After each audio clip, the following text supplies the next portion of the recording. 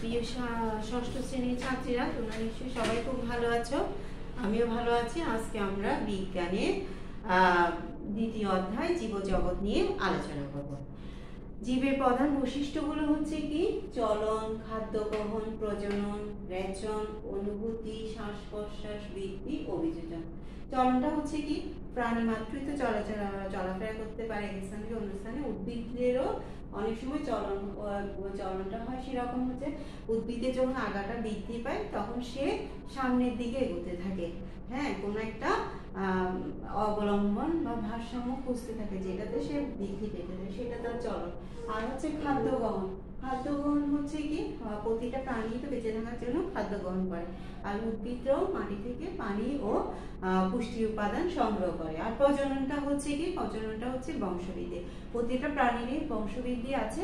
আর উদ্ভিদের ক্ষেত্রে উদ্ভিদের চারা থেকে ছোট ছোট বীজ থেকে চারা হয়, চারা থেকে আর বিভিন্ন উদ্ভিদের সৃষ্টি হয়। তাহলে সেখানে উদ্ভিদেরও প্রজনন আছে। রেচন, রেচন হচ্ছে কি? শরীরের খাদ্যটা গ্রহণ করার পর শরীরের পুষ্টি উপাদানটা রেখে অপ্রয়োজনীয় উপাদানটা শরীর থেকে বের করে দেওয়া হচ্ছে রেচন। আর উদ্ভিদের ক্ষেত্রে রেচনটা হয় যখন সে অতিরিক্ত পানিটা গ্রহণ করে, সে পাতার মাধ্যমে বাষ্প আকারে পানিটা বের করে দেয়। এরপর হচ্ছে অনুভূতি। প্রতিটা প্রাণীরই অনুভূতি আছে। আর উদ্ভিদের ক্ষেত্রেও উদ্ভিদ কি করে? লজ্জাপতি গাছের পাতা, যেমন লজ্জাপতি গাছের পাতাকে তুমি যদি একটু স্পর্শ করো কিরকম ঘটে যায়। তারপর হচ্ছে শ্বাস প্রশ্বাস। প্রতিটা প্রাণীরই কি আছে? শ্বাস প্রশ্বাস আছে। সে আমাদের কার্বন ডাই অক্সাইড ত্যাগ করে এবং অক্সিজেন গ্রহণ করে। জীব মাত্রই কি? শ্বাস প্রশ্বাস গ্রহণ করে। তারপর হচ্ছে বৃদ্ধি। প্রতিটা উদ্ভিদেরই বৃদ্ধি আছে, প্রতিটা প্রাণীরই বৃদ্ধি আছে। উদ্ভিদেরও বৃদ্ধি আছে, যেরকম উদ্ভিদ ছোট চারা থেকে বড় গাছে পরিণত হয়। অভিযোজন। প্রতিটা জীবেরই অভিযোজন ক্ষমতা থাকে। অভিযোজন ক্ষমতা বলতে সেটা হচ্ছে প্রতিকূল পরিবেশে নিজেকে খাপ খাওয়ানোর চেষ্টা করা, বেঁচে থাকার জন্য এই অভিযোজন ক্ষমতাটা প্রতিটা জীবেরই আছে, উদ্ভিদ বা প্রাণী। তাহলে আমরা জীবের বিভিন্ন বৈশিষ্ট্য সম্পর্কে জানবো। এবার আমরা জানবো জীবজগৎকে কয়টা রাজ্যে বিভক্ত করা যায়, মানে জীবজগতের শ্রেণীবিন্যাস সম্পর্কে আমরা জানবো।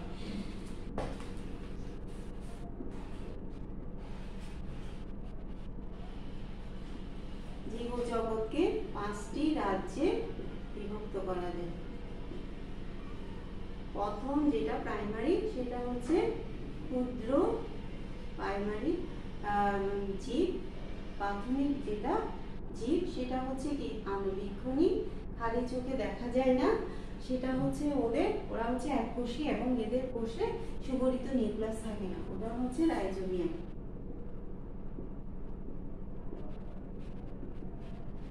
আর 2 নাম্বার হচ্ছে প্রোটিস্টা।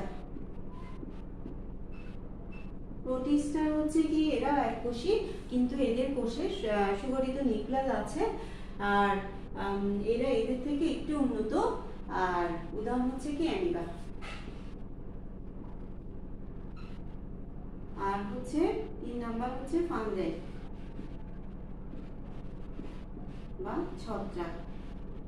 ছত্রাকের বৈশিষ্ট্য হচ্ছে এদের দেহে কোনো ধরনের ক্লোরোফিল থাকে না। এরা বহুকোষী হবে এবং এদের কোষে নিউক্লিয়াস সুগঠিত থাকবে। ক্লোরোফিল অনুপস্থিত হওয়ার কারণে এরা পরভুজে নিজের খাদ্য নিজে তৈরি করতে পারে না। আর উদাহরণ হচ্ছে কি? মাশরুম, ইস্ট ইত্যাদি। এরপরে হচ্ছে প্লান্টি। প্লান্টি মানে সমস্ত উদ্ভিদ জগৎ।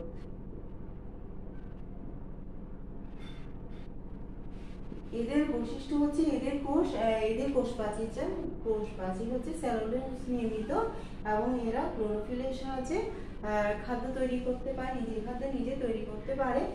আর তারপরে হচ্ছে এরা হচ্ছে সবুজি। সেই উদাহরণ হচ্ছে কি? আম, জাম, কাঁঠাল ইত্যাদি উদ্ভিদ। তারপরে হচ্ছে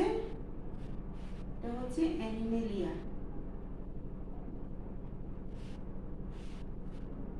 সমস্ত প্রাণী জগৎ, ছোট থেকে বড় সমস্ত প্রাণী জগৎ হচ্ছে অ্যানিমেলিয়া রাজ্যের অন্তর্ভুক্ত। এদের বৈশিষ্ট্য হচ্ছে এদের কোষপ্রাচীর সেলুলোজ নির্মিত নয়, নিজের খাদ্য নিজে তৈরি করতে পারে হয় না, সেটা উদাহরণ হচ্ছে কি মানুষ, গরু, ছাগল ইত্যাদি বিভিন্ন প্রাণী। তাহলে আমরা কি জানলাম? সমস্ত জীবজগৎকে কয়টা রাজ্যে বিভক্ত করা যায়? 5টি রাজ্যে বিভক্ত করা যায়।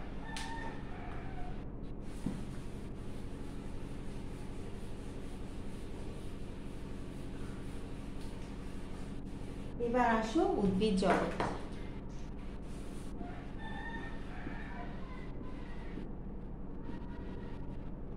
উদ্ভিদ জগৎকে প্রথমত দুই ভাগে বিভক্ত করা যায়। সেটা হচ্ছে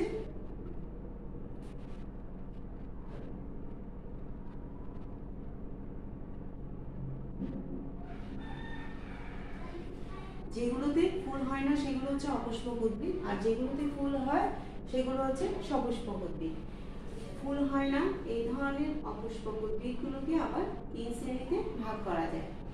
একটা হচ্ছে সবচেয়ে নিম্ন শ্রেণী, সেটা হচ্ছে কি সমাঙ্গদেহী। তার মানে এদের মূল কাণ্ড বা পাতায় বিভক্ত নয়। এদের উদ্ভিদগুলো কি রকম? মূল কাণ্ড পাতায় বিভক্ত নয়। আর হচ্ছে মশ জাতীয়, এদের কি মূল কাণ্ড পাতা থাকবে কিন্তু মূলের পরিবর্তে কি থাকবে? রাইজয়েড থাকবে। তারপরে হচ্ছে এগুলো কি রকম? এগুলো একটু শেষেতে জায়গায় কার্পেটের মতো পিছলা, যেখানে সবসময় পানি পড়ে ওই ধরনের, ওখানে কতগুলো পিছলার মতো থাকে, সেগুলোই হচ্ছে কি শৈবাল, সমাঙ্গদেহী। মানে এইসব উদ্ভিদগুলোর কি মূল কাণ্ড পাতায় বিভক্ত করা যায় না। আর মশ জাতীয় উদ্ভিদগুলো মূল ও কাণ্ড পাতা আছে কিন্তু মূলের পরিবর্তে এক ধরনের রাইজয়েড থাকে। আর এগুলো কিরকম? পুরানো দালান কোঠা বিল্ডিং যেগুলোতে মানুষ থাকে না, ওই ধরনের বিল্ডিং গুলোতে অনেক সময় দেখা যায় যে কার্পেটের মতো ওয়ালগুলো ছেয়ে আছে, সেই উদ্ভিদগুলো হচ্ছে মশ জাতীয়। আর হচ্ছে এই অপুষ্পক উদ্ভিদগুলোর মধ্যে উন্নত উদ্ভিদ হচ্ছে ফার্ন, যেগুলোকে মূল কাণ্ড পাতায় বিভক্ত করা যায়। ফার্ন উদ্ভিদ হচ্ছে আমরা ঠিক হিসেবে অনেকের সাথে গ্রহণ করি, সেটা হচ্ছে ফার্ন উদ্ভিদ। আর এটা অনেক সময় এটা এই উদ্ভিদগুলো শ্যাওলা একটু শীতে এবং ছায়াযুক্ত স্থানে জন্মায়। আমরা তাহলে অপুষ্পক উদ্ভিদ সম্পর্কে জানলাম। এবার আমরা জানবো সপুষ্পক উদ্ভিদ সম্পর্কে। সপুষ্পক উদ্ভিদে অনেকগুলোতে ফুল হয়, অনেকগুলোতে ফল হয়। তারপরে আবার ফলের উপর ফলের বীজ, এই বীজগুলোর বৈশিষ্ট্যের উপর ভিত্তি করে সপুষ্পক উদ্ভিদকে 2 ভাগে ভাগ করা যায়। সেটা হচ্ছে কি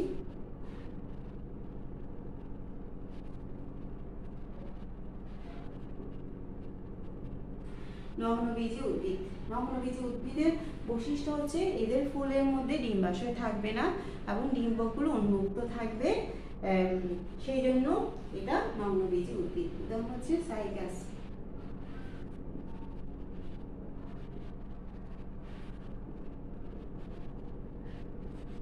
পাইনাস, এগুলো হচ্ছে কি বীজগুলো উন্মুক্ত থাকে, ফলের বাইরে থাকে, কারণ এদের ফুলে তো ডিম্বাশয় থাকে না, সেই জন্য এগুলো হচ্ছে নগ্নবীজী। আর এইসব উদ্ভিদ, এই সাইকাস, পাইনাস ছাড়া সব ফলগুলোর বীজগুলো কি হয়? কি আবৃতবীজী উদ্ভিদ, কারণ এইসব ফুলের মধ্যে ডিম্বাশয় থাকে এবং এইখানে ডিম্বকগুলো ডিম্বাশয়ে সজ্জিত থাকে এবং নিষেকের পর ডিম্বকগুলো বীজে পরিণত হয়। তার মানে বীজগুলো ফলের মধ্যে আবৃত থাকে, যেমন হচ্ছে আম, জাম, কাঁঠাল ইত্যাদি। এগুলো হচ্ছে আবৃতবীজী উদ্ভিদ। আমরা তাহলে সপুষ্পক অপুষ্পক উদ্ভিদ সম্পর্কে জানলাম। এবার আমরা জানবো প্রাণী জগৎ সম্পর্কে।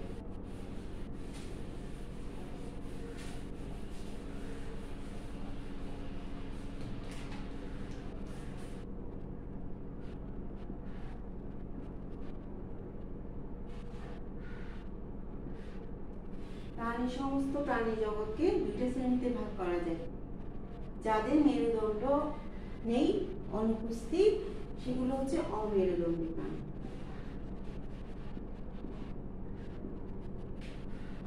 আর যাদের মেরুদণ্ড উপস্থিত সেগুলো হচ্ছে মেরুদণ্ডী প্রাণী। যেগুলো অমেরুদণ্ডী প্রাণী সেগুলোতে কোনো কঙ্কাল থাকবে না, আর যেগুলো মেরুদণ্ডী প্রাণী সেগুলো একটা কঙ্কাল থাকবে। তাহলে অমেরুদণ্ডীগুলো যে অমেরুদণ্ডী প্রাণী অনেক আছে, এগুলো আবার বিশেষ শ্রেণীর ভেদও আছে। বিভিন্ন ধরনের অমেরুদণ্ডী প্রাণী আমরা দেখতে পাই। একদম ছোট সামুদ্রিক জেলিফিশ, জেলিফিশ, সেটাতে এক ধরনের ছিদ্র আছে, সেই ছিদ্রগুলোকে সিলিন্ডার বলে। এগুলোর সাহায্যে কি করে, খাদ্য দ্রব্য গ্রহণ করে, ত্যাগও করে। তারপরে কিছু আছে তারা মাছ, সামুদ্রিক তারা মাছ আছে যাদের দেহটা একটু কাঁটাযুক্ত। তারপরে হচ্ছে আবার শামুক আছে, ঝিনুক। এগুলোর বৈশিষ্ট্য হচ্ছে কি, এদের উপরের আবরণটা একটু শক্ত, ভিতরে নরম মাংসের অংশ থাকে। তারপরে হচ্ছে কেঁচো, যোগ। এগুলোর বৈশিষ্ট্য হচ্ছে এদের দেহগুলো খণ্ডায়িত। হ্যাঁ, এদের দেহগুলো কিরকম, খণ্ডায়িত থাকবে। তারপরে হচ্ছে কিন্তু যোগের আবার খণ্ডায়িত থাকে না, কিন্তু একই শ্রেণীভুক্ত। তারপরে হচ্ছে মশা, মাছি, মৌমাছি, তারপরে হচ্ছে রেশম পোকা, তারপরে হচ্ছে তেলাপোকা, তারপরে হচ্ছে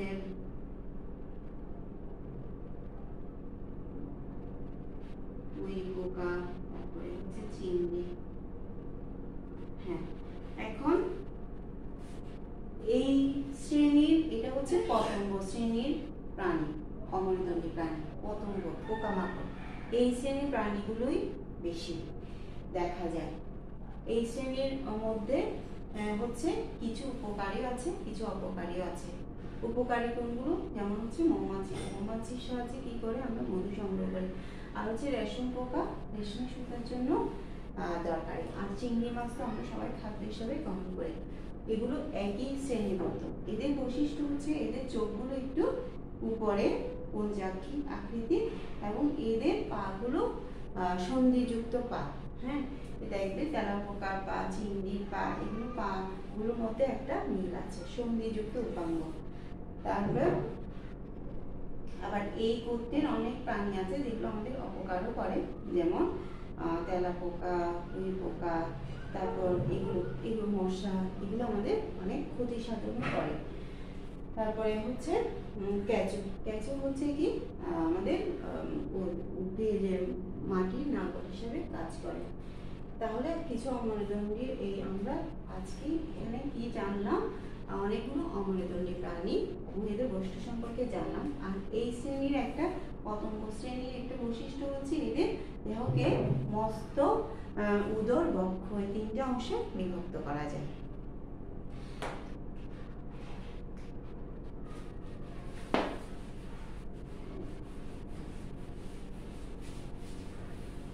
এবার আমরা জানবো মেরুদণ্ডী প্রাণীর শ্রেণী বিভাগ সম্পর্কে। উন্নত শ্রেণীর প্রাণীগুলো তো মেরুদণ্ডী প্রাণী, যাদের মধ্যে মেরুদণ্ড বিদ্যমান। আমাদের মানুষদের তো মেরুদণ্ড আছে, মেরুদণ্ড এখান থেকে শুরু করে নিচ পর্যন্ত মেরুদণ্ডের সাহায্যে আমি এখানে সোজা হয়ে দাঁড়াতে পারছি। প্রত্যেকটা মেরুদণ্ডী প্রাণীর কি থাকে, একটা কঙ্কাল থাকবে, মেরুদণ্ড থাকবে। মেরুদণ্ডের সাহায্যে সে তার কাঠামো দিয়ে তার দেহের একটা কাঠামো তৈরি হয়। তাহলে মেরুদণ্ডী প্রাণীগুলোকেও কয়েকটা শ্রেণীতে ভাগ করা যায় বিভিন্ন বৈশিষ্ট্যের ভিত্তিতে।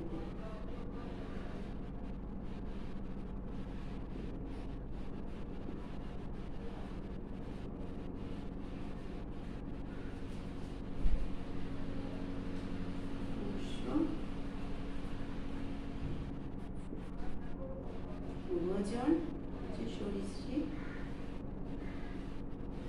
তারপরে হচ্ছে কি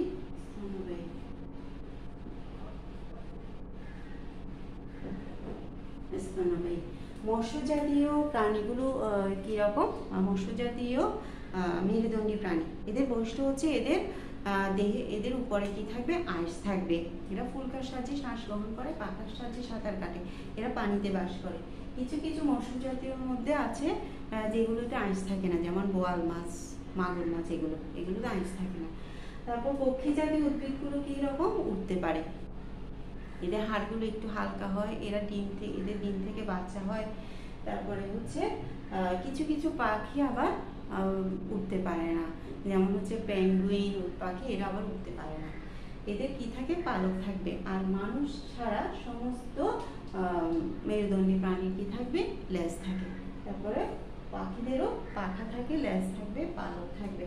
তারপর উভচর হচ্ছে কি, যেগুলো শিশু অবস্থায় পানিতে বাস করে এবং একটু বড় হওয়ার পরে সে ডাঙ্গা বা স্থলে চলে আসে, যেমন ব্যাঙ হচ্ছে কি, যখন পানিতে বাস করে তখন ফুলকের সাহায্যে শ্বাস গ্রহণ করে, যখন সে স্থলে আসে তখন ফুসফুসের সাহায্যে শ্বাস গ্রহণ করে। এদের নখ থাকে না। তারপরে এদের আবার আঁশ, পালক এগুলো থাকে না। তো সরীসৃপগুলো হচ্ছে কি, উদাহরণ হচ্ছে কি সাপ, তারপর হচ্ছে কুমির, টিকটিকি, এগুলো কিরকম, এদের বৈশিষ্ট্য হচ্ছে কি, এরা বুকে ভর দিয়ে চলে, এদের নখ থাকে, ডিম থেকে বাচ্চা হয়। আর স্তন্যপায়ী প্রাণী হচ্ছে কি, এদের বাচ্চাগুলো কি, যে এদের ডিম থেকে না, এদের মার পেট থেকে বাচ্চা হয় এবং বাচ্চাগুলো মায়ের স্তন্য পান করে, সেজন্য এরা স্তন্যপায়ী। উদাহরণ হচ্ছে মানুষ, গরু, ছাগল ইত্যাদি। তাহলে এরা কি, এই ধরনের স্তন্যপায়ী প্রাণীদের একটা বৈশিষ্ট্য হচ্ছে এগুলো অন্য সব মেরুদণ্ডী প্রাণী থেকে কি হয়, হচ্ছে একটু উন্নত এবং এদের মস্তিষ্ক উন্নত। ঠিক আছে, এদের কি থাকে, গায়ে লোম থাকে। আচ্ছা, এবার আমরা একটা বাড়ির কাজ দিচ্ছি।